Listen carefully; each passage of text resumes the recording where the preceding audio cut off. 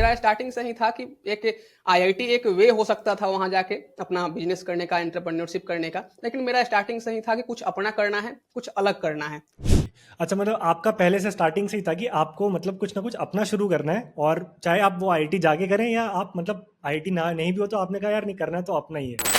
तो किताबवाला.com आज के डेट में एक ऐसा प्लेटफॉर्म है जहां से आप किसी भी प्रकार की किताबें, चाहे वो नई किताबें हो या पुरानी किताबें हो, आप हमारे थ्रू खरीद सकते हैं। हम अपने आज जो मेरा को फाउंडर है सृजन सृजन और मैं दोनों हम लोग स्कूल फ्रेंड्स थे और सेम ही सिटी से हैं। तो हम लोगों की हुई कि अब तो आईआईटी नहीं गए, दोनों लोगों का आईआईटी में सिलेक्शन नहीं हुआ था, तो कुछ करना है अलग। तो हम लोग सोच रहे थे कि क्या करें। जब पटना में हम लोग आईआईटी का प्रिपरेशन कर रहे थे तो हम लोगों को वहां लगा कि जो कॉस्टली किताबें हैं ना, वो खरीदने में थोड़ी प्रॉब्लम होती है हम लोगों को।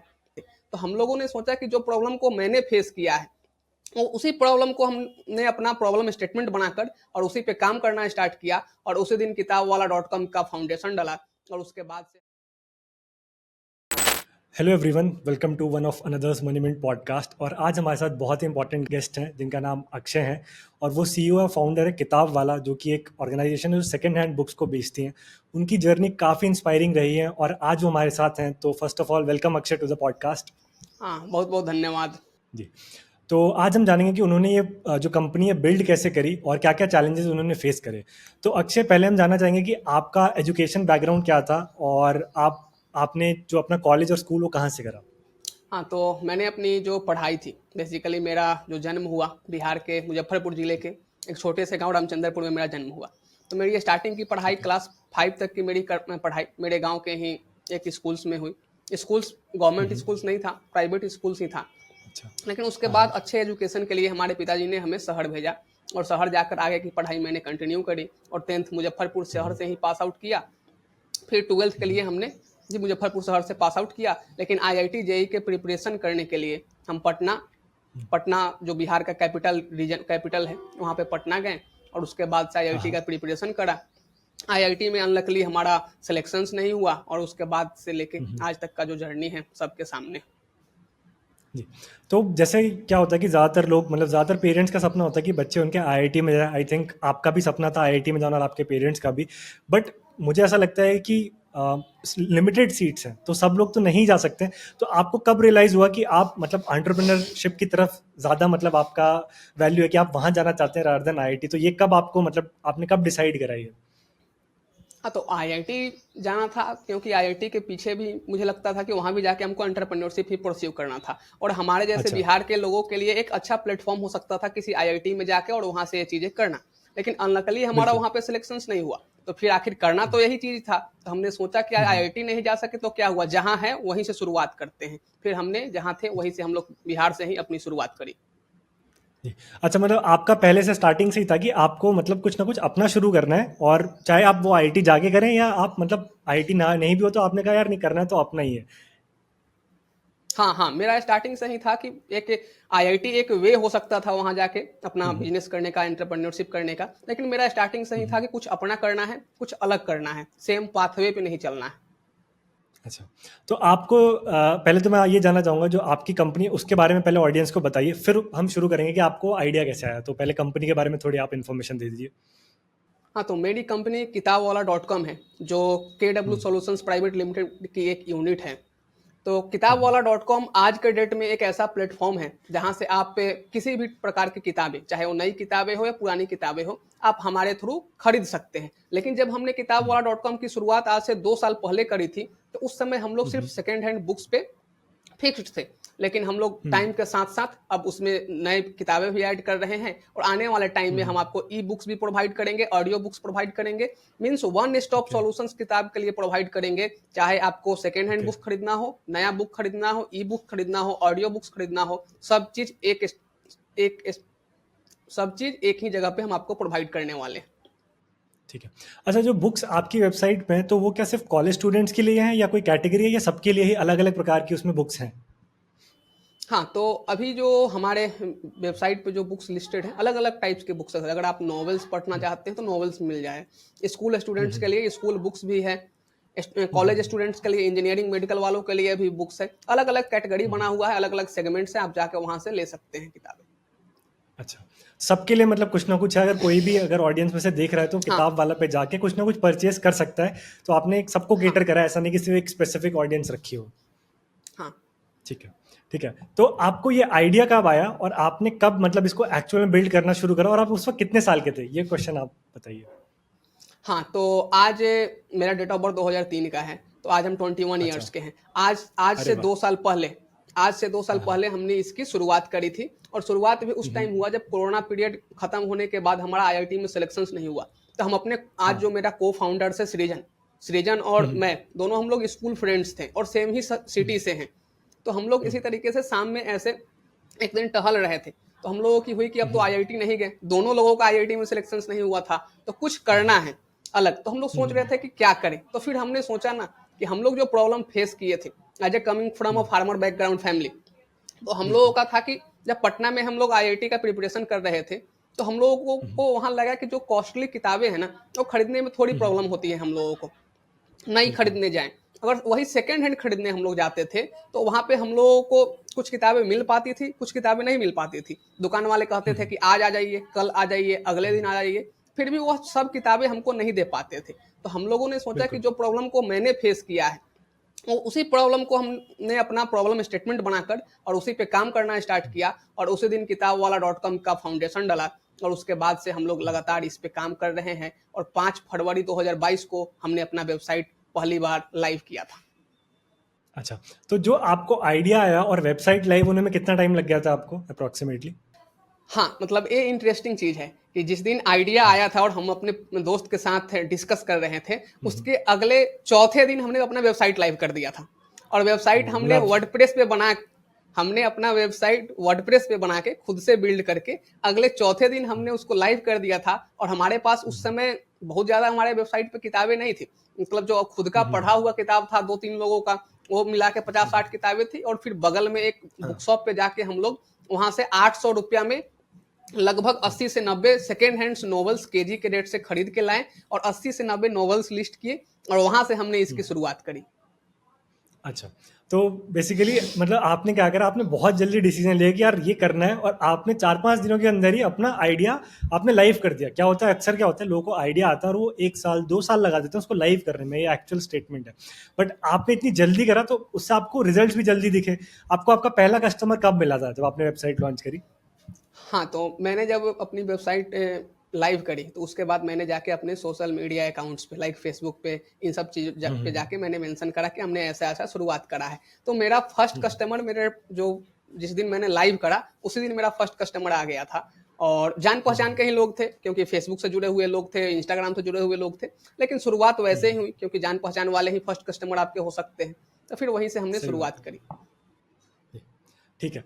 और जब आप करते गए तो आपको कितना टाइम लगा मतलब ज़्यादा ऑडियंस तक पहुंचने में, और आपने कौन सा चैनल यूज़ करा? कि आप क्या मार्केटिंग कर रहे थे या वर्ड ऑफ माउथ से आपका जो सेल्स वो बढ़ी? तो क्या चैनल था जिससे आपकी सेल्स बढ़ती चली गई?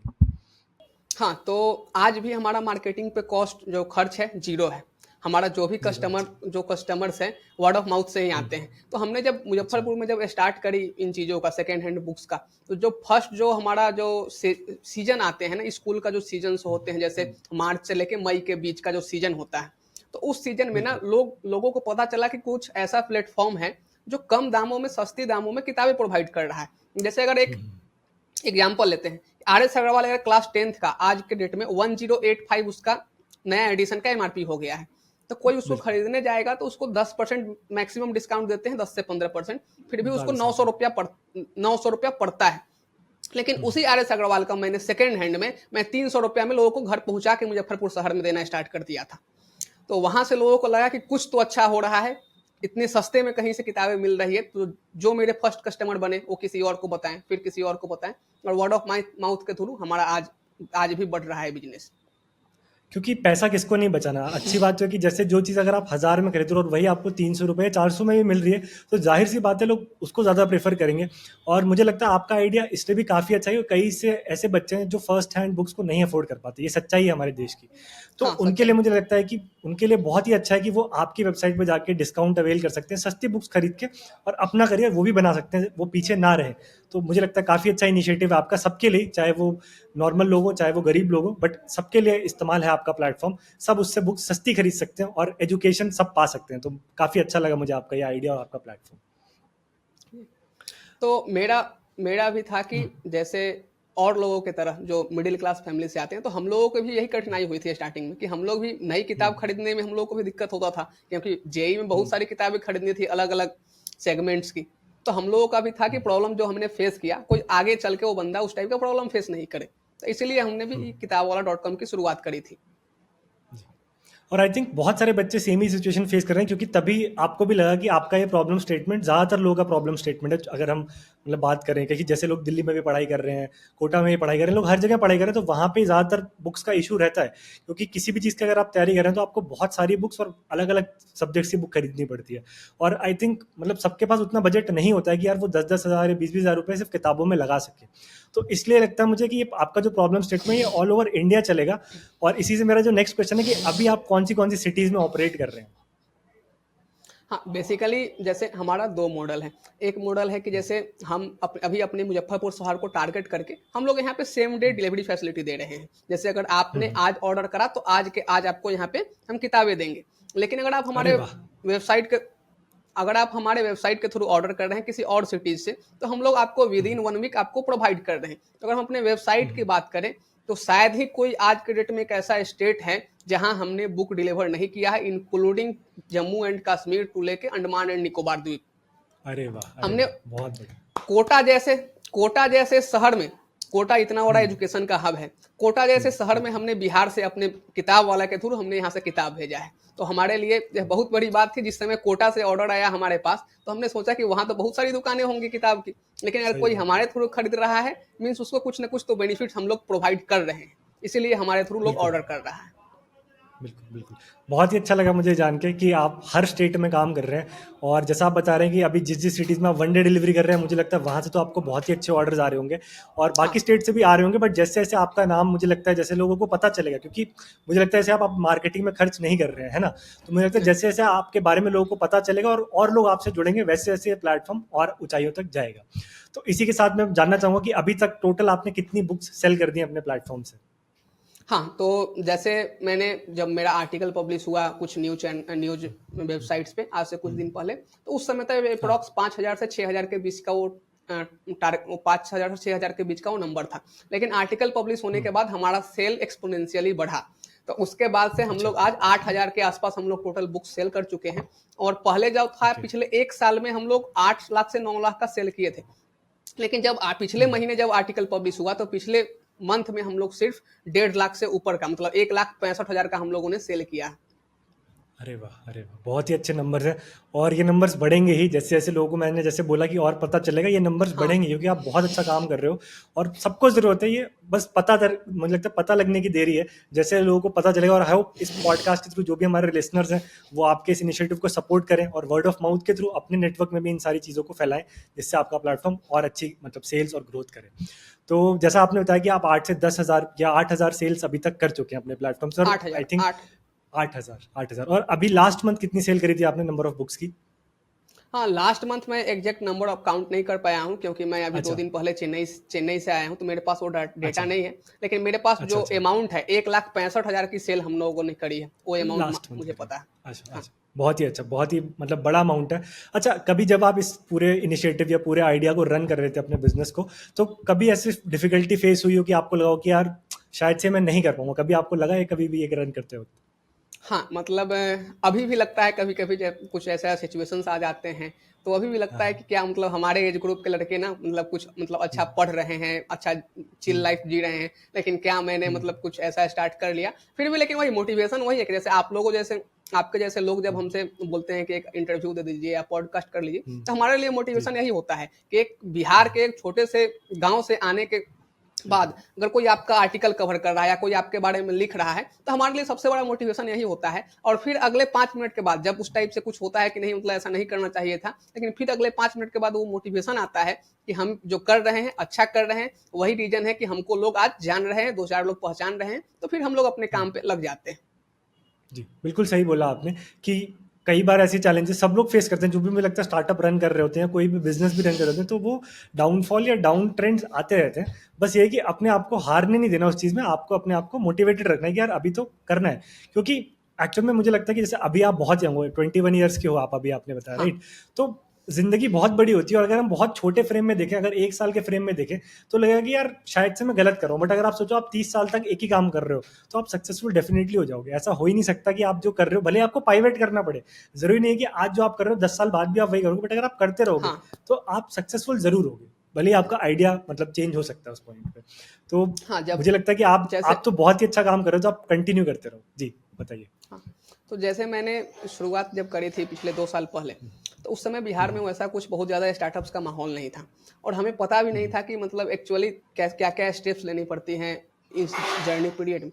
तो हमने जो भी सीखा खुद से करके सीखा। यहाँ मैं कबाड़ी वालों के पास गया और जाके वहाँ 2-2 दिन तक टाइम दिया, वहाँ से किताबें छाँटी या किसी बुक सेलर के पास जाके उनका पूरा क्रोनोलॉजी समझा कि कैसे वो लोग ऑपरेट करते हैं। उनके यहाँ जाके 2-2 घंटे तक मैं बुक दुकान पे जाके बैठता था और देखता था कि कस्टमर्स कैसे आते हैं, कैसे सेल करते हैं और उनका पूरा समझने के बाद पूरा जो टाइम फ्रेम लगा, अगर कोई लड़का जो मेरे जैसा लड़का किसी और सिटी में होता, जैसे जहाँ पे स्टार्टअप का कल्चर है, तो जो टाइम मुझे लगा ना 2 साल 2.5 साल, लिटरली वो टाइम उनको 1 साल लगता। हमको कोई सही गाइड बात है। करने वाला यहाँ पे नहीं था, तो हम लोगों ने जो सीखा, फिर बाद में बिहार स्टार्टअप का एक पॉलिसी आया, उसके अंडर हमारा सिलेक्शन हुआ, फिर जाकर थोड़ा-थोड़ा सपोर्ट मिल रहा है, लेकिन वैसा कुछ अभी भी बिहार में माहौल नहीं बना है, जैसा आपको सब लोग कहें कि आप कुछ अच्छा काम कर रहे हो। अगर आप किसी को बताना सही भी बात। चाहोगे ना कि आप स्टार्टअप कर रहे हो या स्टार्टअप के फील्ड में हो, तो लोग समझते नहीं है कि आखिर स्टार्टअप होता क्या है? होता यानी क्या है। गाँव के लेवल पे अगर आप जाते हो, जैसे हम अपने अगर गाँव में जाके किसी को बताएँ, अगर लोग पूछते हैं कि क्या कर रहे हो? तो उनको अगर बताएँ तो उनको सिंपल समझ में आता है कि एक दुकान खोले हुए है, कहीं पे अपना बुक का और किताब सेल कर रहा है। तो यही सब चीज़ें हैं। I understand. बट ठीक है, मुझे लगता है कि जैसे आपने आपकी जो जर्नी रही, अभी आपने 2 साल ऑलरेडी लगा दिया, ठीक है, थोड़ा टाइम ज़रूर लगा मुझे लग रहा है और आगे भी शायद थोड़ा और लगेगा। बट आप अगर जो कर रहे हो वो करते रहोगे तो इवेंचुअली आप सक्सेसफुल, अभी भी सक्सेसफुल हो, बट आपको और अच्छी ग्रोथ और अच्छे हाँ, अभी नंबर्स तो बहुत मिलेंगे, आगे। है ना? अभी क्या पता शायद से आप आगे जाके शार्क टैंक में भी आओ और वहाँ से आपकी मार्केटिंग वर्ड ऑफ माउथ मतलब डबल ट्रिपल हो जाए ओवरनाइट। तो वही है ना कि अगर हम चीज़ें करते रहेंगे तभी तक हम वहाँ तक पहुँचेंगे। तो मैं मतलब बाकी सब लोगों के लिए, जो लोग ये सुन रहे हैं उनके लिए ये बात कर रहा हूँ कि यार आपकी जो जर्नी है उससे यही सीखना है कि हार नहीं माननी। आप किसी भी शहर में हो, आप गाँव से हो, आप कहीं से भी हो, अगर आप ठान लो कुछ करने की, तो मतलब आप लाइव एग्जाम्पल हो कि आप कर सकते हो। भले ही कितने भी चैलेंज है, जैसे आपका आईआईटी में नहीं हुआ, आपने जो भी करा, आपको फेलियर बहुत मिला, बट आपने हार नहीं मानी। मुझे लगता है आप करते गए और आज भी हाँ, आप लगे ही हुए हो, हार नहीं मान रहे हो आज भी आप। तो जैसे आप शार्क टैंक की बात कर रहे थे, तो शार्क टैंक में मैंने 2 बार अप्लाई किया। तो जो अभी ठीक है। तो थर्ड थर्ड सीज़न लाइव हुआ है। थर्ड सीज़न से जो पहले जो सेकंड सीज़न था, तो सेकंड सीज़न में टोटल 5 राउंड होते हैं शार्क टैंक के। तो अच्छा। सेकंड सीज़न में हम लोग सेकंड राउंड में छँट गए थे शार्क टैंक से। लेकिन जो पिछला सीजन हुआ है, पिछले सीजन में हम लोग 4th राउंड तक गए थे और शार्क टैंक के सेट पे जाके हमको वहाँ पे ऑडिशन देने का मौका मिला 4th राउंड में। अरे हमारा वाह। ऑडिशन में सिलेक्शन नहीं हो पाया, लेकिन अगर हाँ, हाँ। फिर देखते हैं अगली बार हो जाए। लेकिन वहाँ से जो एक्सपीरियंस मिला, वहाँ पे जाके सोनी टीवी वालों के साथ बातचीत हुई और अलग-अलग टाइप का जो एंटरप्रेन्योर आए थे हमारे, जिस दिन हमारा ऑडिशन था, लगभग 20 लोग हम लोग थे। तो 20 लोगों अच्छा। से अलग-अलग वहाँ से एक कम्युनिटी बिल्ड हुआ। तो वो जो एक्सपीरियंस मिला, वो एक अलग एक्सपीरियंस था शार्क टैंक के सेट पे जाने के बाद। बिल्कुल, बिल्कुल।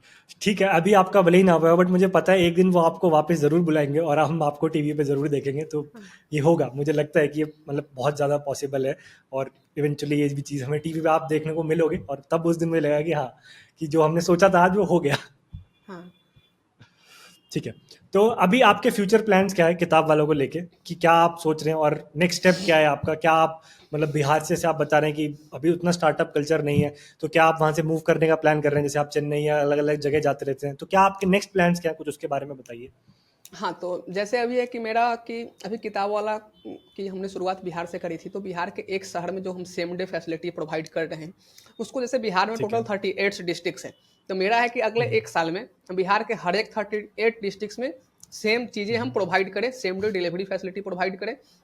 उसके अलावा हम एक ऐसा प्लेटफ़ॉर्म बनाना चाहते हैं जिसपे आके अलग-अलग सेलर्स भी हमारे साथ ऐड हो और वहाँ पे सेल कर चुके। जैसे अभी हमारे साथ 4 सेलर्स मतलब जुड़ चुके हैं। एक जयपुर से हैं, एक बिहार से ही हैं, एक अच्छा। कोलकाता से हैं और एक यूपी से हैं। तो 4 सेलर्स अच्छा। हमारे साइट पे जुड़ चुके हैं। वो लोग भी अपना किताब हमारे थ्रू सेल कर रहे हैं। तो बिहार अच्छा। से इसकी शुरुआत करेंगे, धीरे धीरे आगे बढ़ेंगे। और बिहार छोड़ के कहीं और शिफ्ट इसलिए नहीं करना है क्योंकि एक ऐसा फेज था ना जब हमें लग रहा था कि हमें अभी क्विट कर देना चाहिए। तो उस टाइम पे अच्छा। बिहार गवर्नमेंट ने हमें सपोर्ट किया 10 लाख की सीड फंड देके, और हमें एक अच्छा। स्टेज दिया। जब पूरे इंडिया से 300 लोग आए हुए थे, 300 लोग स्टार्टअप्स वाले आए हुए थे पटना में, तो वहां पे हमें एक स्टेज दिया और उन लोगों के सामने हमें अपना आइडिया बताने का मौका मिला। और पूरे गैदरिंग में जो कंपटीशन हुए थे उसमें सिर्फ 3 लोग थे जिसका टॉप 3 1 2 3 आया। हमारा रैंक 4 था, लेकिन फोर्थ रैंक अच्छा। आने के बावजूद भी हमें वह मौका हाँ। मिला और हम जाके वहां पे स्टेज से 2000 की गैदरिंग को वहां पे हम अपना आइडिया बता पाए। तो अरे बिहार वाह! सरकार ने उस टाइम पे हमें सपोर्ट किया। तो बिहार को अब छोड़ना नहीं है, यहीं से लगे रहेंगे। हो सके और अच्छे चीज़ों के लिए कुछ जगह से जैसे ऑप्शन है, आईआईटीएम से, आईआईटीएम के इंक्यूबेशन सेल से ऑप्शन है, आईआईएम के अच्छा। इंक्यूबेशन सेल से बातचीत चल रही है। तो मेरा अभी अच्छा, कॉलेज चल अच्छा। रहा है, 1 साल बाद मेरा कॉलेज खत्म होगा, तो फिर इन सब जगह में जाके थोड़ा सा हेल्प ले सकता हूँ, लेकिन बिहार में ही रहना है और बिहार में स्टार्टअप कल्चर को आगे बढ़ाना है। ठीक है। आपने ऐसे बताया कि अभी आपका कॉलेज चल रहा है, तो आप कॉलेज के साथ कैसे मैनेज कर रहे हो पूरा ये अपना बिज़नेस और आइडिया? हाँ, तो मेरा बेसिकली कॉलेज चल रहा है, तो कॉलेज में मैं कंप्यूटर साइंस इंजीनियर हूँ। तो मुझे ठीक है। सिर्फ मैं एग्जाम पास करने के लिए पढ़ता हूँ, लिटरली बोलूँ तो मतलब उतना ही पढ़ता हूँ जितना में मैं एग्जाम पास कर जाऊँ। तो इसीलिए सब चीज़ मैंने ठीक है। चल रहा है। मतलब एक हाँ, टेंशन नहीं है कि इसके बाद जाके प्लेसमेंट लेना है, क्योंकि अब कुछ अपना हाँ। अच्छा काम कर रहे हैं तो वो बर्डन हट गया है कि अब अपने ही काम पे ध्यान देना है। तो थोड़ा सा उस चीज़ से रिलैक्स है कि अब आगे जाके प्लेसमेंट नहीं लेनी है। तो अपना जो भी फोकस हो रहा है उसके अलावा, पढ़ाई के अलावा सब चीज़ अपने बिजनेस पे लगाते हैं। अरे वाह! मतलब लोग कहते हैं कि उनके पास टाइम नहीं है। मैंने काफ़ी लोगों के से, जैसे मेरे भी फ्रेंड्स हैं, तो मैं जिनसे भी बात करता हूँ, सब ये कहते हैं कि यार टाइम नहीं मिल पा रहा है अपना कुछ करने का। चाहे वो कॉलेज में हो, चाहे फिर वो जॉब में भी आते हैं। बट आप और ऐसे काफ़ी सारे लोग हैं जो इंस्पिरेशन है कि यार साथ-साथ में आप बिज़नेस बिल्ड कर रहे हो। आप पूरा कॉलेज भी अटेंड कर रहे हो, पास भी हो रहे हो और उसके बावजूद आप अपने बिज़नेस को एक्सपैंड भी कर रहे हो, है ना? तो बहुत बड़ी बात है। सब कुछ साथ लेके चलना, सब कुछ साथ मैनेज करना। तो मुझे लगता है जो भी लोग ये देख रहे हैं उनको सीखना चाहिए कि यार एक्सक्यूज़ेज़ नहीं देने चाहिए आपको। आपको अगर कुछ करना है तो आपको टाइम निकालना पड़ेगा। हाँ, राइट? तो इसी के साथ मैं आपसे एक क्वेश्चन पूछना चाहूँगा कि क्या आप एडवाइस देना चाहते हो यंग एंटरप्रेन्योर्स को, जो ये सुन रहे हैं, जो ये वीडियो देख रहे हैं या पॉडकास्ट सुन रहे हैं, कि वो अगर कुछ बिल्ड करना चाहें, तो क्या फ्रेमवर्क आप उन्हें देना चाहोगे कि आप कैसे बिल्ड कर सकते हो तो अपना देखिए, बिज़नेस? स्टार्टअप के फील्ड में कहा जाता है कि कोई भी काम करने से पहले पूरा R&D होना चाहिए, रिसर्च एंड हुँ, डेवलपमेंट सब चीज़ होना चाहिए। लेकिन मेरा एक हुँ, अलग था। मैंने मतलब जिस दिन सोचा उसके अगले 4 दिन मैंने अपना साइट लाइव कर दिया था।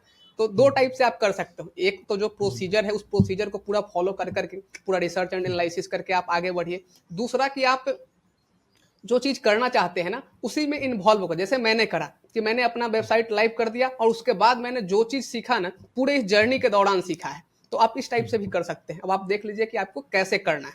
और एक मैं सेंटेंस बोलना चाहता हूँ कि सपने देखिए, सपने पूरा होते हैं और सपने पूरा करने के लिए पूरा जी जान लगा दीजिए। और उसका एग्जाम्पल मैं हूँ, क्योंकि मैंने सपना देखा था और वो सपना आज मेरा धीरे धीरे पूरा हो रहा है। इसलिए सपने देखिए, सपने पूरे होते हैं। बहुत ही अच्छा आपने ये लास्ट में एक डायलॉग बताया कि पूरा जी जान लगा दीजिए। वो मुझे लगता है काफ़ी सारे यंग एंटरप्रेन्योर्स में लगता है वो मिसिंग है। वो जो स्पार्क की आप बात करो ना कि यार दिन रात आपको करना पड़ेगा एक, अगर आप अपना कुछ शुरू कर रहे हो, वो अगर स्पार्क जो जो मन में जज़्बा नहीं हो आपके, तो आप मुझे लगता है उसको एंड तक नहीं देख पाओगे अपने बिज़नेस को। तो वो चीज़ बहुत ज़रूरी है। आप अभी कितने घंटे काम करते हैं? ऑडियंस को मुझे लगता है ये जानना ज़रूरी है। हाँ, मैं अगर अपने कॉलेज कॉलेज टाइम और अपने बिजनेस टाइम को इन्वॉल्व कर दूँ तो मैं हाँ, 7 से 8 घंटे सोता हूँ। उसके अलावा मेरा ठीक है। टोटल इसी चीज़ में इन्वॉल्व रहता है। हो सकता है कि मैं 5 मिनट अगर सोशल मीडिया देख भी रहा हूँ, तो वो भी हुँ, बिज़नेस रिलेटेड थिंग्स से ही देख रहा हूँ और माइंड में वही हुँ, चीज़ चलता रहता है। अगर मैं कॉलेज में अगर गया हूँ अटेंडेंस लगाने और वहाँ पे हुँ, बैठा हूँ अभी, तो उसके पीछे भी चल रहा है कि वहाँ पे क्या चल रहा है, नहीं चल रहा है, सब चीज़ मैनेजमेंट ही चल रहा है। तो हुँ, एंटरप्रेन्योरशिप इज़ अ 24/7 जॉब। तो आप इसको बिल्कुल। ऐसे नहीं कह सकते हो कि कितने घंटे आप काम कर रहे हो। बस जितने देर सोते हैं उतना देर ही मतलब दिमाग शांत रहता है। उसके अलावा जब भी नींद खुले तो फिर वही सब माइंड में चलते रहता है। मुझे लगता है जो लोग अभी जॉब में होते हैं ना, तो सबको ये लगता है कि यार एंटरप्रेन्योरशिप ईज़ी है, क्योंकि हम जिनको देखते हैं वो ऑलरेडी सब कुछ अचीव कर चुके हैं, अच्छी गाड़ी, अच्छी जो भी मतलब है, सब कुछ अच्छा है उनके पास ऑब्वियसली, और हम वो देख के सोचते हैं कि यार ये है एंटरप्रेन्योरशिप। बट अगर आप एक्चुअल में देखो, एंटरप्रेन्योरशिप तो ये है कि आप 24/7 आपको एक्टिव रहना पड़ेगा, मंडे हाँ, टू संडे आपको काम करना पड़ेगा। और शायद से वो जो हम देखते हैं वो 10 साल बाद अचीव होगा, बट वो 10 साल आप कितना ज़्यादा काम कर रहे हो, है ना? तो मुझे लगता है लोग वो चीज़ रिलेट नहीं करते। वो जो ओवरनाइट सक्सेस की लोग बात करते हैं तो वो लोग वो देखते हैं जो 10 साल बाद हुआ। ये नहीं देख रहे कि यार 10 साल कितनी ज़्यादा मेहनत करी, जैसे आप भी कर रहे हो अभी। आप बता रहे हो कि जितने टाइम सो रहे हो बस उस टाइम दिमाग मतलब शांत रहता है, बाकी 24 घंटा आपका दिमाग चलता ही रहता है। क्योंकि मैं भी ये चीज़ फेस करता हूँ कि यार हर टाइम आप कुछ ना कुछ बिजनेस से रिलेटेड कर ही रहे हो, चाहे वो सोशल मीडिया पे हो, चाहे वो लिंक्डइन पे आप पोस्ट डाल रहे हो, चाहे वो इवन हम इंटरव्यू भी कर रहे हो, तो सब कुछ बिजनेस रिलेटेड ही है। तो ये चीज़ मुझे लगता है मतलब सबको देखनी चाहिए कि अगर आप कुछ भी शुरू कर रहे हो तो आपको मतलब पूरे टाइम काम करते रहना पड़ेगा, रेस्ट नहीं है आपके लिए। एज लॉन्ग एज मतलब बीमार हो रहे हो तभी रेस्ट है, क्योंकि वरना तो मतलब हेल्थ इज वेल्थ कहते हैं, तो हेल्थ भी जरूरी है, तो हेल्थ पे भी हाँ आपका फोकस होना चाहिए। बट अगर वो नहीं है तो उसके बाद आप सिर्फ पूरे टाइम काम ही कर रहे होंगे। ठीक तो है। अभी क्या है कि जैसे मतलब जो नए नए लोग हमारे ही कॉलेज से लड़के लोग आ रहे हैं ना, तो उनको लगता है ना कि इनको लाइमलाइट मिल गया तो हम भी कर सकते हैं। ठीक है, तुम भी हाँ। कर सकते हो, लेकिन उसके पीछे ना तुम्हें टाइम देना होगा। और फिर एक ज़्यादा दिन नहीं होता है, 1 महीने 1.5 महीने के बाद ही लोग आके कहते हैं कि भैया ऐसे नहीं हो रहा है, ये चीज़ नहीं हो रहा है। तो फिर वही चीज़ें हैं कि मतलब उनको लगता है कि 1 दिन 2 दिन में सक्सेस मिल जाएगी, लोग कवर करने लगेंगे, लोग जान जाएंगे उनके बारे में। लेकिन वो लोग टाइम देना नहीं चाहते हैं। तो वही है कि आप टाइम दीजिए, आप सब चीज़ करना है, लेकिन जो बिजनेस है प्रॉपर आपसे टाइम मांगेगी। जब तक आप पूरा टाइम इन्वॉल्व उसमें नहीं होगे तो फिर आप नहीं कर सकते हो। तो इसीलिए कि पूरा और टाइम आप उसमें अपना दीजिए। बिल्कुल, मुझे लगता है कि किसी का देखा-देखी नहीं करना चाहिए। आप आई हाँ इंस्पिरेशन लो, जैसे मुझे लगता है जो ये लोग ये देख रहे हैं आपसे इंस्पिरेशन डेफिनिटली लेंगे, बट आइडिया आपका खुद का होना चाहिए और पैशन आपका खुद का होना चाहिए, है ना? जब तक आप पैशनेट नहीं हो कि यार ये मुझे करना है, किसी भी हालत में करना है, तब तक मुझे लगता है बहुत डिफिकल्ट हो जाता है वही कि उसको लॉन्ग टर्म में करना। जैसे आप बता रहे हो लोग पहले ही क्विट कर देते हैं।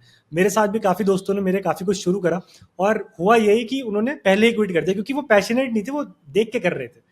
तो मुझे लगता है पैशन बहुत बड़ा रोल प्ले करता है, और पैशन कुछ नहीं है, बस आप ये मानो कि आपकी ज़रूरत है, आपको ये चीज़ चाहिए, तो वही आप उसे चाहे पैशन बोलो चाहे ज़रूरत बोलो, वो हाँ, चीज़ कुछ ना कुछ होनी आप चाहिए। उसको जो बोलो, बस चाहिए तो चाहिए, और उसके लिए हमें काम करना है तो काम करेंगे। जब तक मिले नहीं तब तक छोड़ेंगे। जैसे एक डायलॉग था ना एक मूवी का कि जब तक तोड़ेंगे नहीं तब तक छोड़ेंगे नहीं। तो वही वाली छोड़ेंगे नहीं। बात है कि एकदम लगे रहना है और अचीव करके ही कंप्लीट करना है।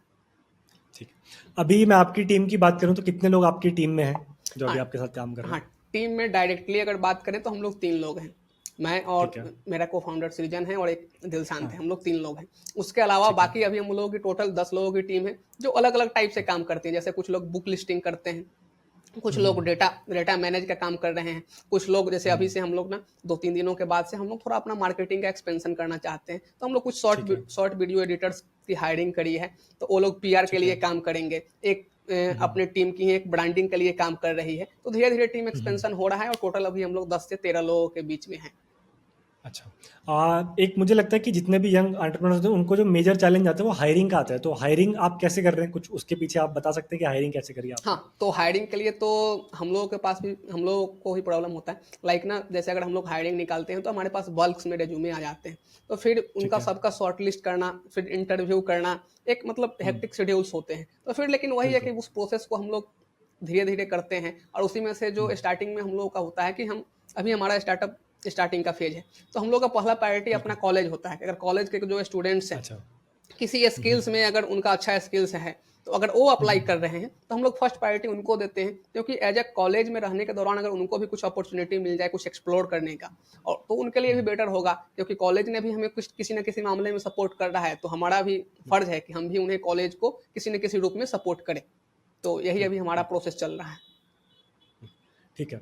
तो आप मुझे लगता है आपने आइडिया भी अपना खुद बिल्ड करा और आपने हायरिंग भी, आप मतलब मेजर चीज़ें मुझे लग रहा है आप ही और आपकी जो 3 लोगों की कोर टीम है वही हाँ लीड कर रही है, और हाँ बाकी सारे लोग आपकी अभी हेल्प कर रहे हैं आपका पूरा बिजनेस रन करने में। हाँ अच्छा, जो जैसे जितने भी आप सब लोग हो तो आप मतलब डेली ऑफिस आते हैं या अभी रिमोटली काम कर रहे हैं आप, और कितने टाइम ऑफिस में आप सब लोग रहते हैं?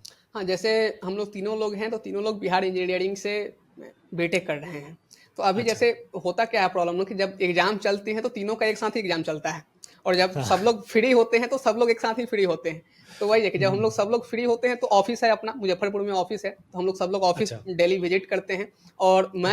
मैं और दिलशान तो जब एग्ज़ाम्स हमारे नहीं होते हैं तो हम लोग वहीं स्टे करते हैं ऑफ़िस में ही। जैसे बोला ना कि अच्छा। 24/7 है। तो हम लोग मैं पर्सनली सिर्फ खाना खाने अपने घर पे जाता हूँ। उसके अलावा का हम्म। जितना टाइम होता है टोटल ऑफ़िस में ही देता हूँ। यहाँ तक कि मैं अभी सो भी रहा हूँ, ऑफ़िस में ही सोता हूँ। देखिए कितना मतलब कितना हार्डवर्क है, मतलब जैसे आप बता नहीं रहे हो ये चीज़ मुझे हाँ, इतनी, मतलब आपने लेट बताई कि आप ऑफिस में भी सो रहे हो, तो ये है यार स्टार्टअप, ये जो भी ऑडियंस देख रहे हैं ना बहुत ही इंपॉर्टेंट है उनके लिए कि यार एक्सट्रीम हार्डवर्क है जो आप कर रहे हो ना, ये एक्सट्रीम हार्डवर्क है और हैट्स ऑफ, क्योंकि मैंने भी ये फेस मतलब खुद अचीव करा है कि 24 घंटा काम किया और मुझे पता है डिफिकल्ट होता है कई दिन, जैसे आप बता रहे हो कि यार मन करता है यार क्या मैं सही कर रहा हूँ, क्या क्विट हाँ करना पड़ेगा, क्योंकि नेक्स्ट लाइन नहीं दिख रही होती, नेक्स्ट पाथ नहीं दिख रहा होता है ना। और बिना फंडिंग के, मेन चीज़ है बिना फंडिंग के, फंड्स मिल गए तो आप काफ़ी कुछ कर सकते हो, बट जैसे आपको अभी एक लिमिटेड फंड्स मिले हैं तो उससे मैनेज करना, उससे पूरा बिजनेस रन करना, ऑफिस रन करना, मतलब काफ़ी कमेंडेबल जॉब है।